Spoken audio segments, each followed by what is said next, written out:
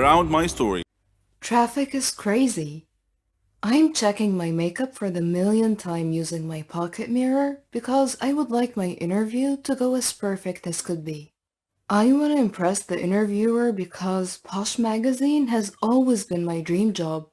I applied as an intern, and I know hundreds of ladies my age would kill for the chance that I have right now. Oh, the green lights are finally on. Great. I will make it just in time. But then, a motorcycle just cut my lane. I was able to hit the brake, but I bumped my head in the steering wheel, and that's gonna leave a mark.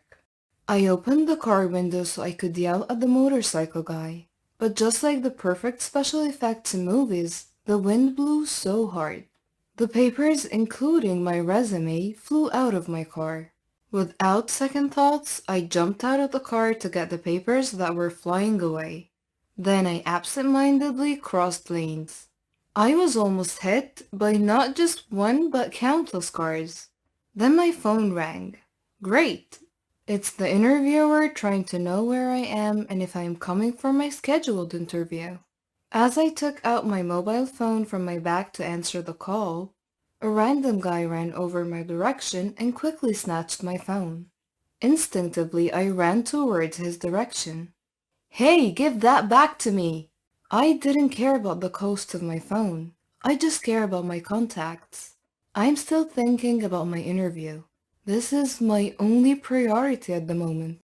Then just like a hero, the motorcycle guy chased the snatcher and he was able to catch him. The police were able to take care of the snatcher, then the motorcycle guy took the pleasure of giving me back my phone. Hi, Miss Beautiful. Here's your precious phone. I want to say thank you, but I'm pissed at him, so I just stormed out like a kid throwing tantrums. I just heard him yell, "You're welcome!" I went back to my car and rushed to the building where the Posh magazine office was located. My perfect outfit is now ruined. My white dress and my shoes got dirt due to my encounter earlier. My hair in a bun got loosened up. My mascara got smudged. I'm pretty sure my lipstick is messed up as well. I would love to go to the ladies' room, but there is no time. People are staring at me, and they must think that I'm such a shameless person for applying here looking like this. I chatted with the manager, and I explained what happened to me. Nothing can stop me from being a part of this company. I told them that if it means that I have to do coffee runs and countless errands every day, it will be my pleasure to do it. They loved my spirit, and they hired me. They gave me a tour of the office. I saw where the signature clothes are kept. I also saw the studio where the photo shoots happen. Oh my god, this is like a dream. The manager asked me to take down notes because I will be the one to give the tour to visitors next time. I was hoping to meet the president of the company because I heard she's like Miranda from The Devil Wears Prada. I'm challenging myself to woo her just like what Anne Hathaway did. But I reminded myself that my life is not a movie. A perfect example would be just like what happened to me earlier. I came so prepared, but I still almost lost my chance for this job because of one unfortunate event. I parked my car in the basement of the building and I needed to rush somewhere because I have a date. I needed to change my clothes and to freshen up because I don't look exactly my best right now. Then my phone rang. It was Mark. It's our first date, and maybe he's just trying to check how I am and if the interview went well. But then I got sad when he said that he needed to cancel our date because he has some kind of work emergency. I had no choice but to put on a smile and pretend it was alright. No, it's fine, don't worry about me. Next time, maybe. I just went out of the building and went to the nearby coffee shop. I treated myself because I deserve a me time with a nice cup of coffee. It is the last day where I could have the luxury of time. Just a couple of minutes after settling in, my phone rang. I answered it immediately. It's the manager. Hello? She asked if I'm still nearby because they would need me to start today. They're asking me to get the measurements of a certain male model that will do a photo shoot the day after tomorrow. I asked the barista to make my cup to go because it would be such a shame to waste a much needed cup of coffee. I rushed to the office and I was there in no time. I started immediately and acted like a pro. I did not let the manager notice that I have zero idea of what I'm doing. I don't know how to measure a body, but I checked a few videos online. Good thing I'm a quick learner. There are lots of guys in the room, and it's like raining muscles in here. This must be heaven for most girls.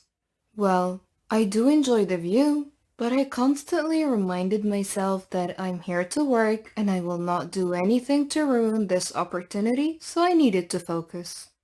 I was able to get the measurements of the male models. It was not that hard, and I really got to enjoy brushing my skin to their biceps. Okay, Kulina, focus. The manager entered the room and asked if I was done. I gave her the list of measurements and I saw in her eyes that she was impressed. But when I asked her for my next task, she said, "Dear, you're not done yet." I'm confused. Mr. Pierre is arriving soon. He's the most popular ramp model in the industry. And my heart just pounded. I got so excited. I will have the honor of being the one to get the measurements of the male supermodel of the company, and I think that is such a big deal. Oh, there he is.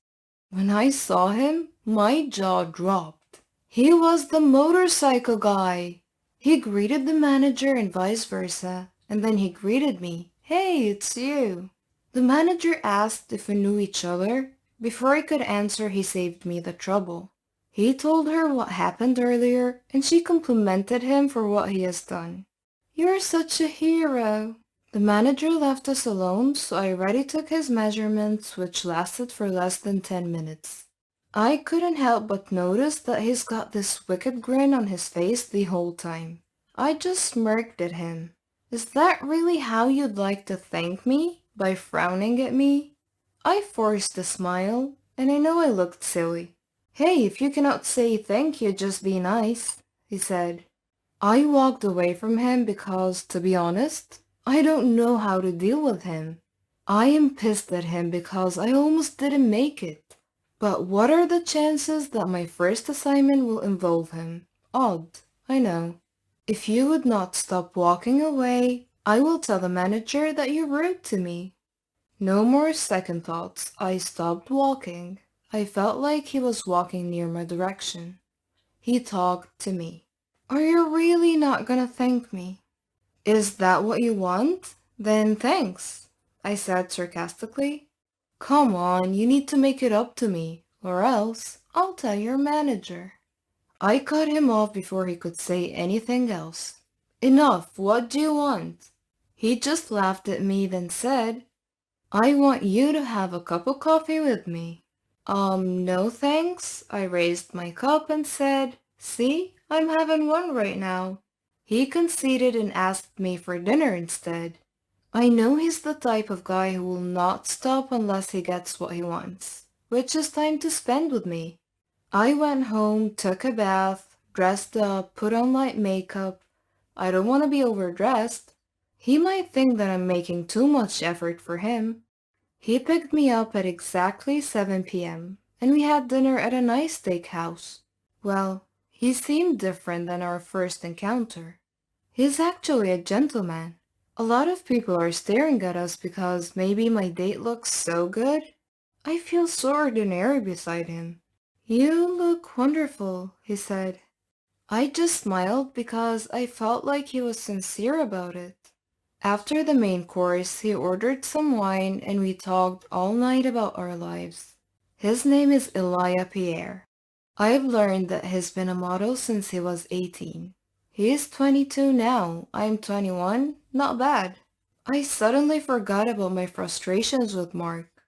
Good thing he's not my boyfriend yet. I realized that I have so many options, especially now that I'm working at Posh magazine. How lucky am I that I got to date a model on my first day of work? I know this guy likes me. I can feel it.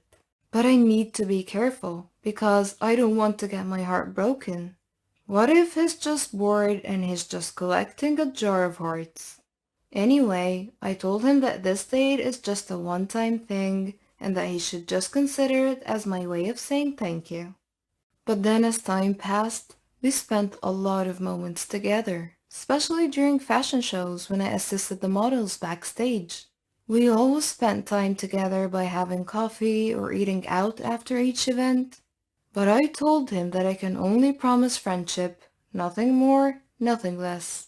He said that he's good with it as long as he can have me near him. One random moment, I asked him if he already met the president of the company. He did not answer right away. Yeah, I know her. She's a nice person. Really? That's not what I heard. He just laughed at me, but we instantly dropped the topic. Then that day came. I met the president and I don't know, but she looks really familiar to me. A lot of people say we look exactly the same. I disagree because she's so beautiful. She doesn't look like she's almost 40. I wonder if she has kids because her waist is so tiny. She looks just like my age. While I was doing some paperwork, the manager called me and asked me to join them for the meeting regarding the Fashion Week in Paris. Okay, maybe they need someone to do the minutes.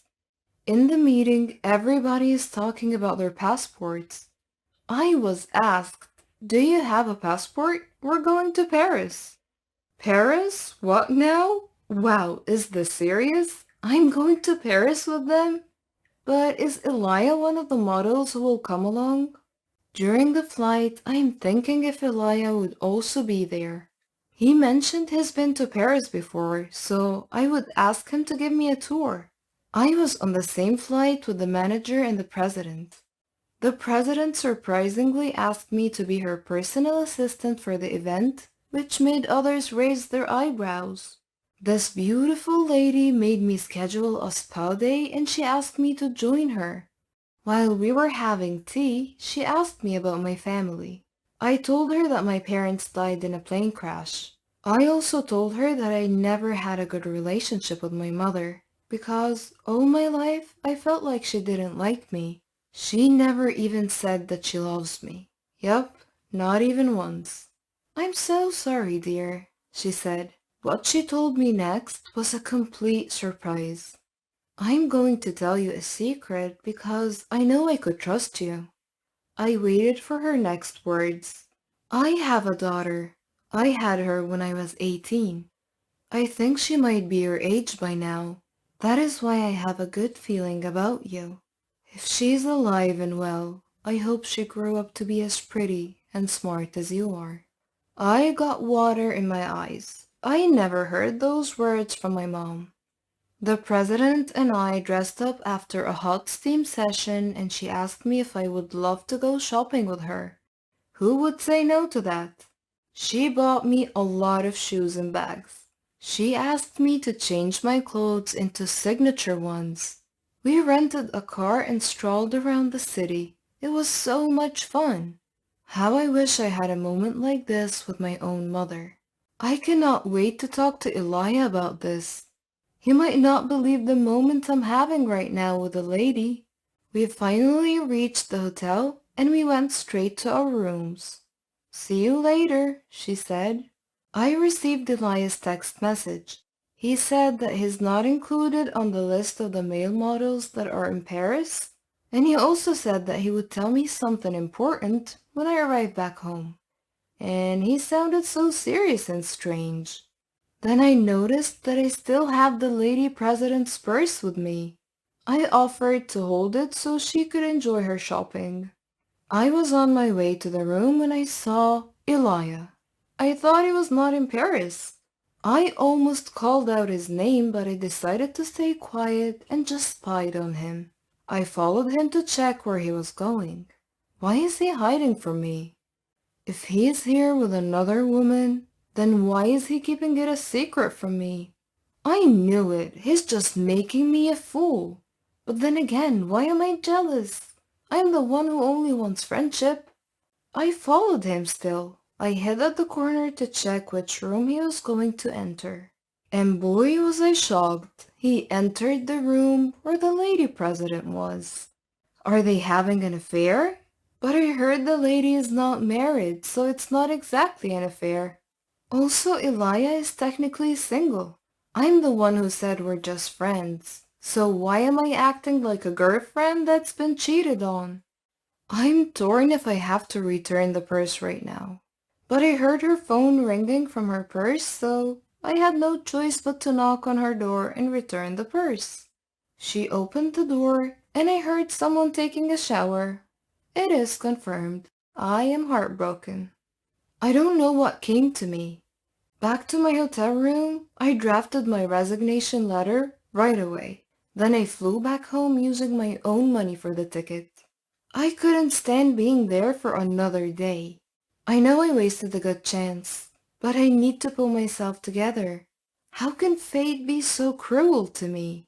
Is that the universe telling me to realize that I have fallen for Elia? But I guess it's too late. I never should have entertained him in the first place. A few days have passed by. I cried my eyes out and I ate ice cream at my apartment. I live alone, so I'm free to do whatever in my own space. Then one night, the doorbell rang. I thought it was the pizza guy, but I was surprised to see the lady president. I'm hesitant to let her in because my place is such a mess, but she insisted. When she got inside, I was surprised when she gave me a hug. Then she said, I knew it. It was you. I'm so glad I found you. Then she saw the picture of my dad placed beside a vase in the receiving area. He's your father, right? Yeah. He's the love of my life, she replied. How could this be? I don't understand what's going on anymore. But she explained everything. She said that ever since she got money, she started looking for me, but luck was never on her side. She got an idea of hiring a private investigator so things would be faster. The first private investigator she hired just scammed her, so she decided to do everything on her own. She almost gave up about finding me, but then Elia came to the rescue. Elia is just working undercover as a model. He is a private investigator. He's got a strong theory that I'm the missing child of the lady president, but he doesn't have the document to prove it yet. Then she got my records from the company. He had a strong proof when he confirmed the identity of my father. He couldn't wait back home to tell the lady president, so he flew to Paris to let her know.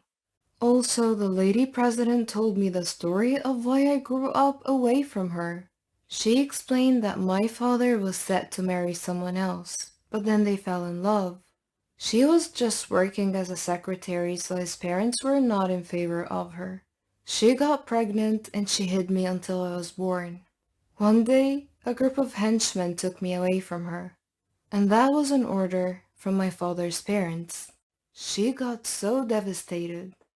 She went abroad to pursue her dreams in fashion and swore to get me back once she's successful. And then finally, fate was on her side. Her boss fell in love with her and financed her to have her own company. The rest is history. She hugged me again and said, "Please allow me to be a mother to you. I hope it's not too late." I hugged her back. Then she said that I should talk to Elia because he's waiting for me downstairs. Elia and I were able to patch things up. We stayed as friends because he understood that I have a lot of things to iron out. I loved spending time with my new mother because we had a lot of catching up to do. She wanted to give me a good position in the company, but I told her that I'm happy being an intern because, just like her, I want to experience learning everything from the ground up. I'm sure you'd love to hear more about what happened between me and Elia. And my story is not over yet. That was only the beginning. Hello, my name is Kate. Now I'm going to say this. I am by no means a saint, and the only reason I brought this up is later in the story. So, I dated this guy in high school for 2 years. He was the love of my life, and I planned on marrying him. His dad became super controlling, and eventually he forced us to break up. He immediately got into a relationship with another girl, and I moved on. Later on, I met this guy who we will call Max, and he was a mix between country and scene. He liked artists like Lil Peep and also was in love with horses. He had a girlfriend who lived across the country, but we stayed friends. They eventually broke up, and naturally, we both grew closer. Dear God, I regret ever saying yes to going out with him. The first 2 months, they were constant fighting. He wanted us to visit his ex girlfriend because she was failing college and addicted to coke while we were together. He would sometimes text her while he was at my house or while we were at dinner, but eventually he quit. The next few months were okay at best. He would constantly start fights with my male friends and even assumed I was cheating on him with one friend who at the time did have a crush on me. But I'm a very loyal person who went as far as to put more of my time into hanging out with my boyfriend than my friends.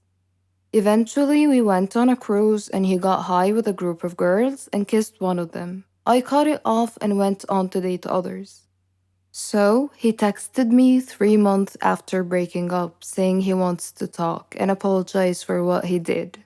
I was still in love with him, so I agreed and we set up a time for when he could come over. I knew instantly when he pulled into my driveway that I was going to regret ever responding. There was no hug, no I miss you, none of that. Instead, he walks up to me, looks me in the eye, and says, I want to get this out of the way. I've dated a lot of people since we broke up. Yeah, nothing wrong with that. I mean, I did the same when we broke up. So I kind of agreed to being just friends and never go back to talking about getting back together for now. But then comes the bullshit. He calls me one night and says, Hey, I want to get back with you. Because honestly, wandering around is boring, and I don't want to jump into things instantly. And I was wondering if dating without labels would be okay with you. When I asked him to elaborate, he replied, as in, I can still go to dinner with other girls, you can go to dinner with other guys, and we'll see what happens. Needless to say, I hung up without saying a word. Told him thanks, but no thanks. You are not who you used to be, and I'm not interested anymore. Bonus chapter. He stopped a few weeks, but he would periodically send me pictures of him at parties or on dates with other girls or pictures of his private areas. Anyways, ever since he has been blocked on everything, but I just thought I would share this with you. This is a shout out to every girl out there. Please find someone that's worth your love and affection, not someone who wants to play with it. I have drank and I've used drugs, but I've never suffered from withdrawals. I've never chosen drugs or alcohol over my loved ones. And I have never stolen anything in order to score. I'm not an addict, but I love one. And sometimes that's an addiction. Like so many other teens and young adults, I experimented with my fair share of recreational drugs and alcohol in high school. So when my younger sister started doing the same thing when she was 14, I wrote off her new habits as reckless, youthful behavior. She would grow out of this phase eventually, I thought, just like I did. But instead of getting bored with the lifestyle and moving on, she craved more of it. And by the time she was 19, the party drugs she was using were not even enough for her. And that's when she found heroin. One of the first things that gave away her addiction was her eyes, usually big and blue and full of light. They became dark and dodgy orbs that could never quite focus, never look you back, never hold your gaze. The look I had once found in them was long gone, and I felt uneasy whenever our eyes met, which, as she began to use more, became less and less frequent. As drugs became a bigger part of her life, Everything else became smaller, even me. The days of us driving around our small town in my car, smoking a ball and blasting Sublime, were replaced with quick visits to her darkened bedroom, a space that I had left her in after I went off to college, which had transformed from a teenage safe haven into a dark cave filled with cigarette smoke, empty booze bottles, and stash boxes of every kind of opiate you could imagine, including heroin, oxycodone, and opium. The evidence was right in front of me, but sometimes it's easier to ignore the obvious than it is to embrace the uncomfortable. When we went out, which was rare because it was nearly impossible to get my sister away from the comfort cave she had built for herself, I wrote off her frequent visits to the bathroom and lack of appetite as stomach problems or even body issues. When she didn't laugh at our favorite comedy sketches, I told myself that maybe she'd just seen it too many times for it to be funny anymore. When she stayed up until 4 a.m. in the morning and slept until 3 p.m., and when she started wearing long clothes in 90-degree weather, when she couldn't hold a job, when she got her hands on money she couldn't explain, and when I actually found her stash in her purse when I was snooping one day, I just kept telling myself, she's young, she's rebelling, she'll move past this phase. I was 24 and living in Brooklyn when my 21-year-old sister called me and admitted it. Plainly and almost optimistically, she was an addict. I think you already know this, she said, voice shaky and a little too loud. But I have a drug problem. Her confession gave me no choice but to admit it too. And suddenly, my entire world had changed. The lying, the stealing, the cheating, the messy parts of an addict's life don't really change from one user to the next. They're just as dark, just as sad, and just as unforgivable as you would imagine they would be. And they're not worth the reliving and writing because I relive them every day in my own mind. Loving a drug addict is all consuming and inescapable.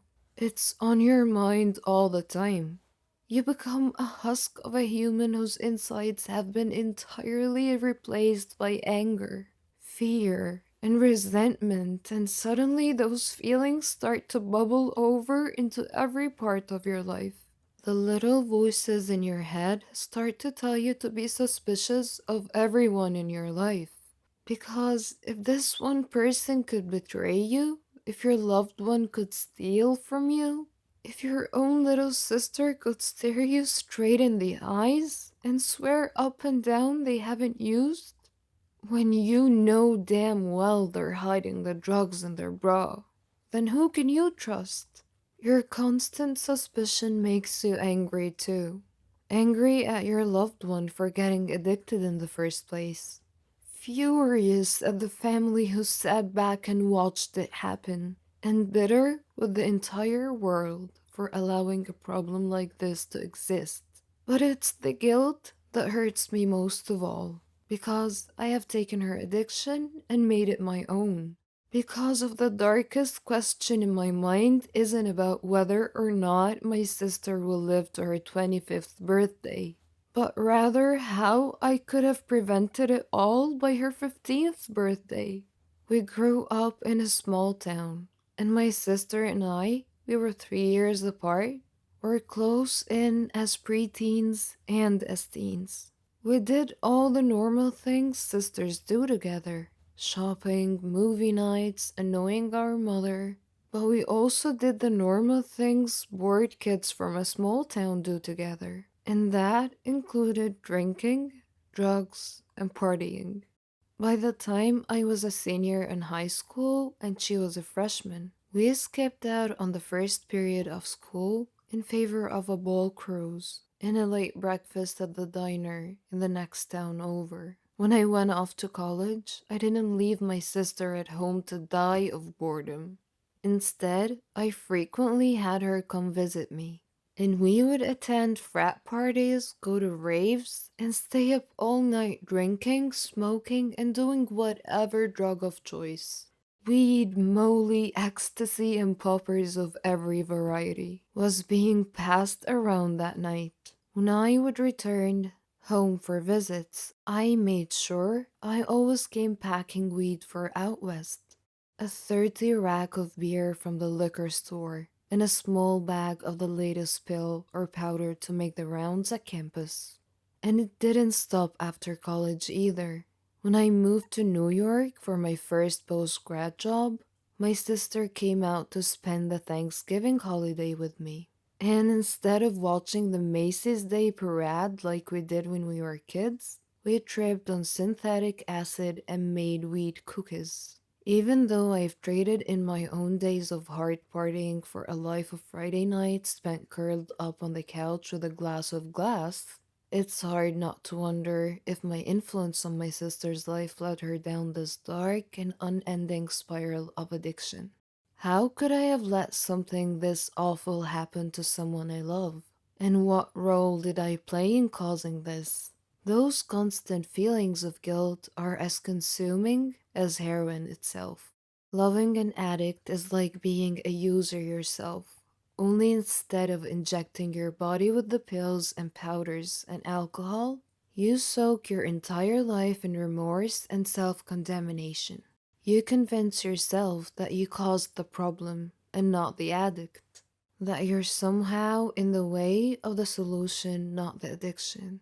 It's selfish and self absorbed to assume you have so much power over someone else's life and something as strong as drug addiction. But when you love someone who is struggling, you just want to take everything difficult away from them, including the responsibility. And I find comfort in my guilt because I feel like as long as I own it and claim responsibility for it, I can own my sister's addiction too.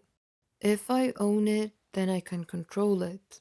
And if I can control it, then I can solve it. If I can solve it, then I can make sure it never happens again. But my safety blanket of guilt is more than just a desperate grasp at control. It's an addiction that feeds my soul in a vital and necessary way. A direct connection to a sister I'm constantly worried about losing.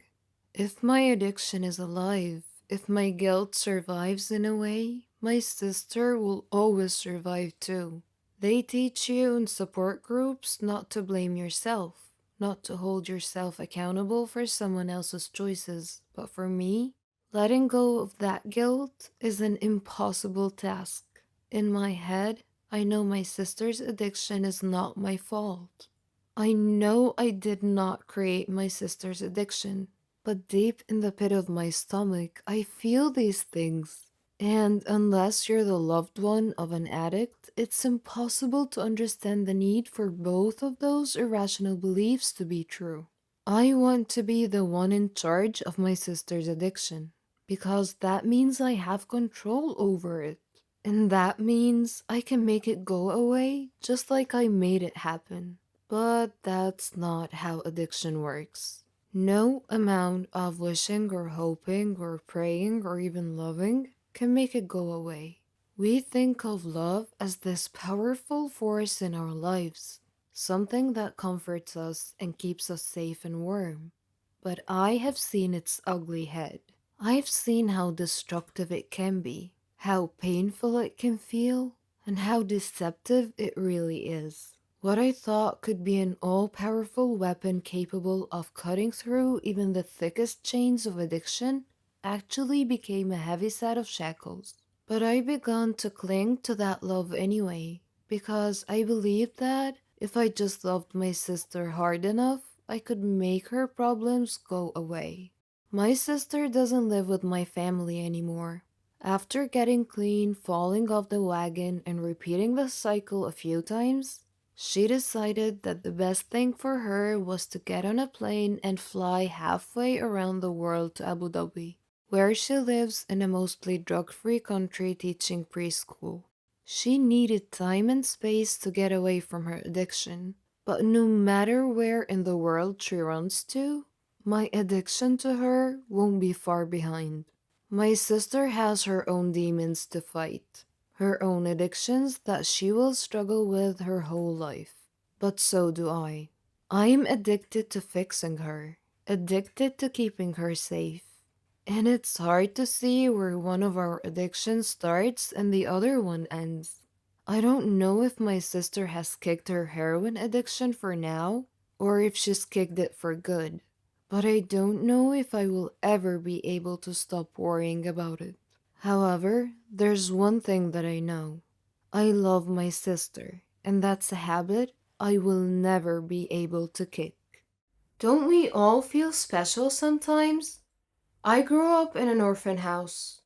I'm not trying to pretend that there was anything special about it, but I grew up with this nagging voice inside my head telling me how special I am and that my life will eventually turn upside down. It turned out I was not being delusional or anything. What happened to me was every foster child's dream. If only I knew what my future held for me. My mom, dad, and twin sister committed suicide in 1992. I was saved by my extended family only to get abandoned later. I was disowned not because two of the wealthiest families in the city couldn't raise me, but because I was a curse for their reputation. My mom and dad were not married, and that brought them so much shame until they took their own lives. Fast forward few months later, one day I woke up at a children's home. I'm an orphan now. I have absolutely no memories of my parents, or even my twin sister, but I do remember my extended family very well. They gave me up when I was 6 years old. My uncle is an extremely rich businessman. He was never really bad to me. In fact, he put me in what you can call a fancy home. Although he promised to visit me every weekend, he never did. I was put in a medium-sized room with 4 other girls, Rosaline, Claire, Bella, and me, Rachel. They were all dressed in clean nightgowns, but they were all the same color, pale green. Mrs. Milton, our guardian, gave me a similar gown to put on. It felt as if I was admitted into kids' military. Our hair was always put up in a tight bun. We all looked the same. Mrs. Milton was not the kindest person you could come across, but she wasn't evil either. The house was divided into 2 sections, one for the boys and one for the girls. The only time we met the boys was in the outside building, which was some sort of a school. We took a few classes every day, and to be honest, we had some really good teachers. I always sat next to a boy called Nate. I thought he was super smart, and he always helped with my math homework because numbers were never really my field of expertise. We eventually became really good friends. Whenever I went back to the room, all the girls were too occupied with their toys, and they were all good friends already. It felt like I was an outsider. However, a few months later, I became the alpha of the group. Don't get me wrong, this is not another Oliver Twist story. We used to pull pranks on each other all the time, and we had a really good laugh. I mean, being in a foster home is not exactly a vacation, so we made the best out of a bad situation. When the girls would go to sleep at night, I would go fake sleeping until Mrs. Milton had gone to sleep as well. Then I would stare out that tiny, teeny window and start counting the stars one by one. I named one after my dad, one after my mom, one after my twin sister, and finally, one after Nate. I would stay up all night long daydreaming until I fell asleep. Mrs. Milton would wake us up around 6 a.m. to have breakfast and go to class. It went on like that for years and years. Every day seemed exactly like the other, except on the weekends, which wasn't really much of a weekend. It only meant we were allowed to eat dessert. I have always been an extremely curious little girl, and the reason Nate and I grew so close was because he was a curious boy as well. We had no idea about the outside world. We had so many unanswered questions, and sometimes we would make up answers to tame our brains. The girls had relatives visiting them during the weekend, but I would stay in my room. Sometimes I cried, and sometimes I shut my eyes close and tried to imagine what my mom looked like. One day during science class, Nate asked me who visits me on the weekend. I never said anything back. I pretended that I didn't even hear him. But in a moment of extreme confusion and sadness, I wrote something down on a piece of paper and passed it to him. It said, "Let's get out of here." We were 12 years old at the time. I didn't care about the consequences at all. All I cared about was getting outside of here and exploring what was happening in the outside world. I wanted to go back to my uncle, even if he didn't want me. Nate looked at the paper, folded it into half, and he freaking swallowed the paper, and he just nodded his head at me. I wasn't sure what he meant by the nod until at midnight. While I was looking at the stars I befriended for years now, I heard the slip of a paper under the door. I quickly got up and the paper said, "Meet me at the school building in 5 minutes." I slowly opened the door and ran downstairs. Nate and I stood there awkwardly, not knowing what to do. We started discussing a runaway plan. But seriously though, what could two kids do to escape a fully guarded huge building? We were smarter than any of you would think. For the next week, we studied every movement happening around the place. When security guards changed their shifts, which teachers left class early, we even memorized the times when Mrs. Milton had to use the bathroom. We had a solid plan. At the end of the week, on Friday, we had history class, and the teacher always left a few minutes early.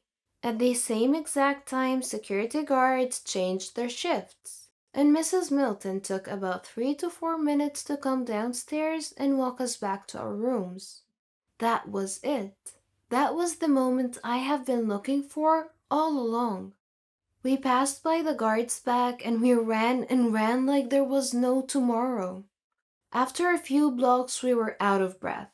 We were two kids dressed exactly alike with no money and no place to go. But we couldn't stop, not after we finally did it. We kept on walking and walking until it was night. I looked up at the sky and I could not believe my eyes. The sky had endless stars. I let my hair down and got rid of that stupid bun I've had for years. I decided that Nate and I could go into a shop and ask for a suitable job that could offer us a place to live and food. Yes, I was that smart, and I still am. So we went into a grocery store owned by an old lady. We told her our story, and what she said back was, "I need to call the police." And so we begged and cried and begged, and the lady had a big heart. She offered us some sandwiches and said we could help deliver groceries around the block. We immediately agreed. Nate and I had to sleep on a blanket inside the store every night. It was not a great situation, but we loved that sense of freedom. We felt like we were hero kids with superpowers. We stayed with the old lady for what seemed like a year. If you haven't guessed it by now, I was in love with Nate. I had our wedding planned inside my head, and although he never said anything back, I knew he loved me even more. One day we heard that old lady talking to an officer who was looking for two lost kids. We grabbed all the cash we could and ran through the back door. I know it's inconsiderate to rob the woman who provided for us, but there was no other way. We quickly stopped the cab and asked the driver to drive as far as possible. He gave us a weird look, but when we showed him the money, he started driving. At this point, Nate held my hand for the first time ever, and he said, "We'll be okay." I felt my heart melt to the ground, but traffic noise brought me back to my senses.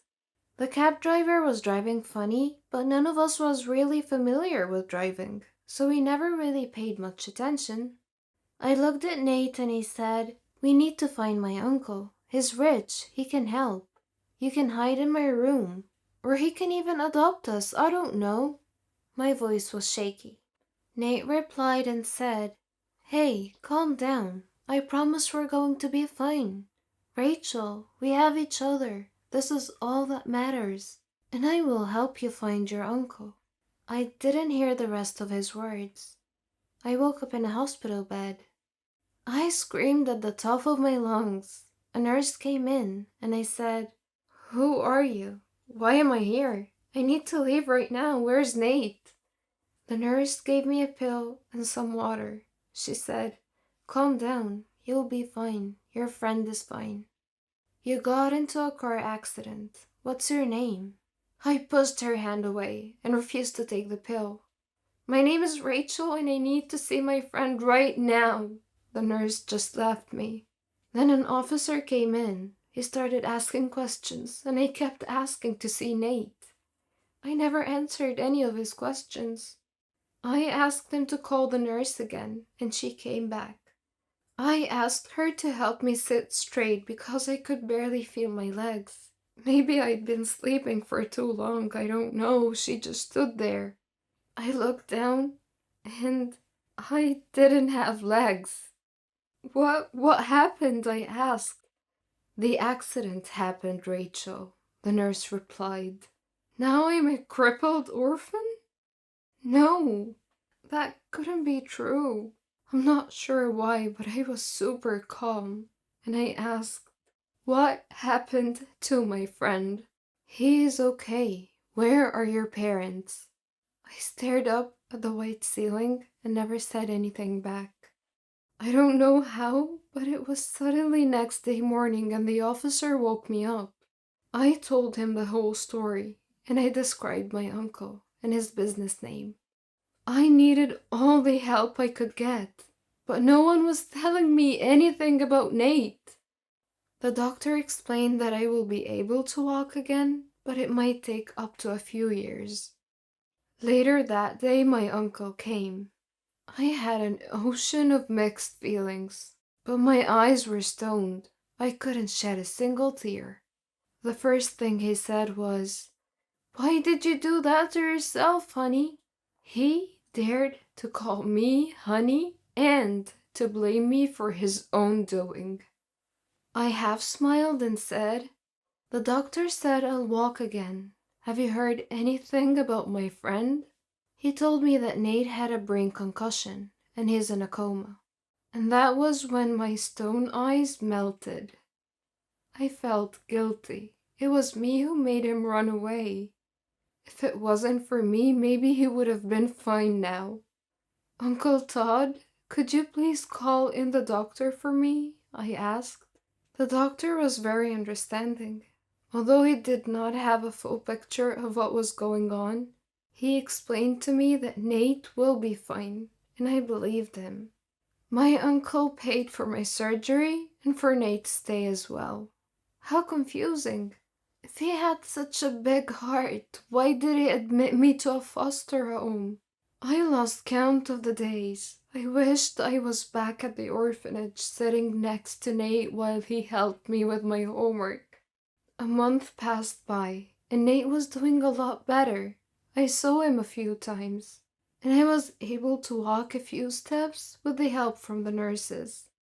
My uncle visited from time to time, and I could tell he was trying to make it up to me.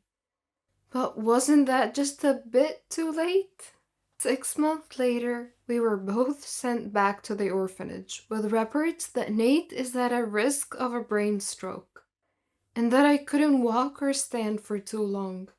My uncle offered that we stayed at his house, but we both knew he never meant it. Back at the orphanage, we were treated differently. It wasn't just the same. Things have changed. Mrs. Milton had quit.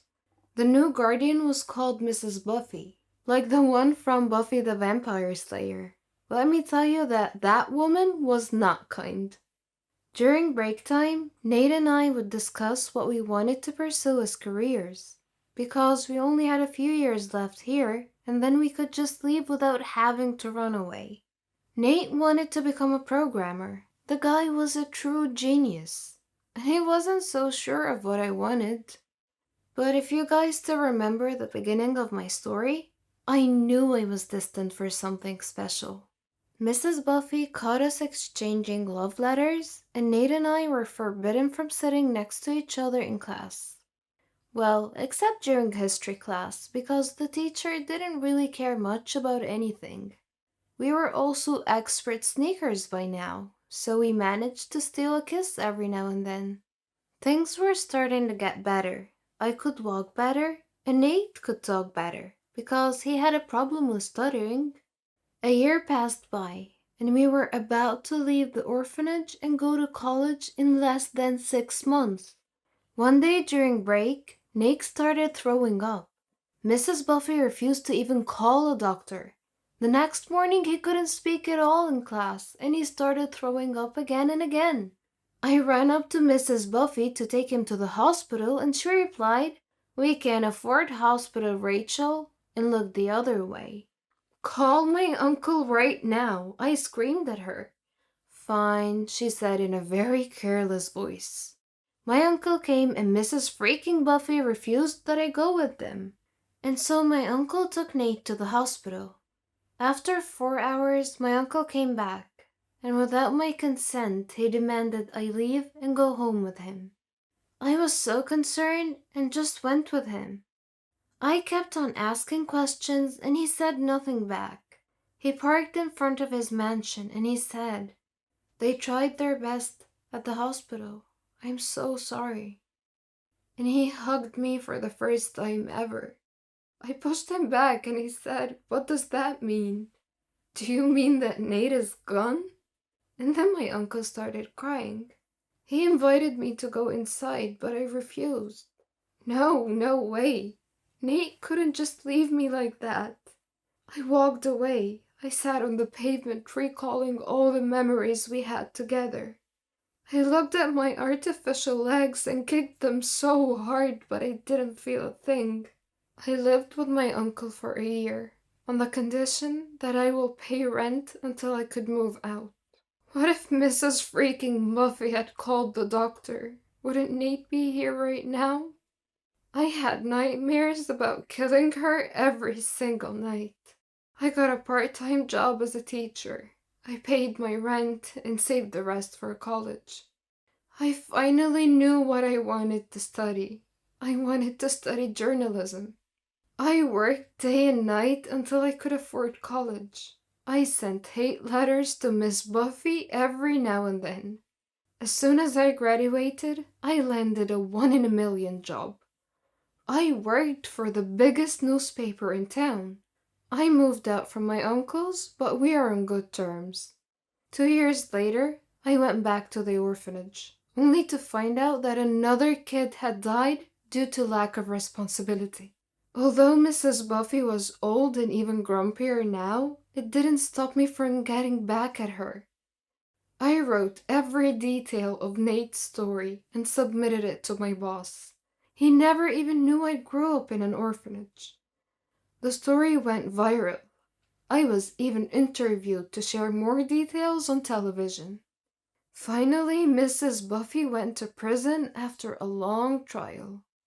Oh, I could almost hear Nate smile in heaven right now.